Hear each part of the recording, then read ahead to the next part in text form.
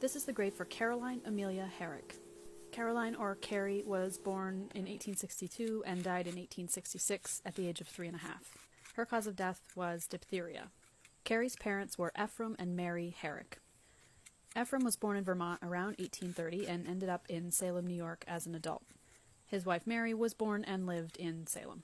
In 1855, Ephraim was 25 and living in the hotel/boarding home of his sister and brother-in-law. Mary was 18 and she was a servant in the home. This was a common arrangement, especially in small towns. Girls in their late teens and early 20s lived with other families to help and to learn how to keep house.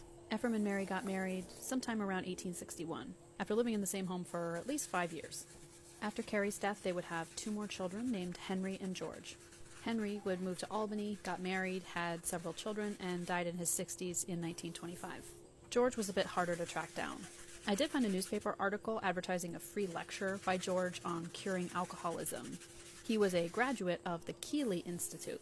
The Keeley Institute claimed that it could cure alcoholism scientifically, and the main treatment mechanism was injections of bichloride of gold.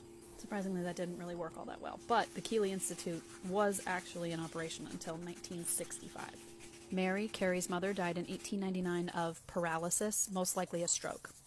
Ephraim died the next year with a cause of death of debility, which was usually a generalized term indicating general weakness or lack of consciousness. Ephraim, Mary, and Ephraim's mother, Philura, are all buried in this plot, but Carrie's the only one that has a stone. The symbol at the top of Carrie's stone is a very common one for the time period in which she died.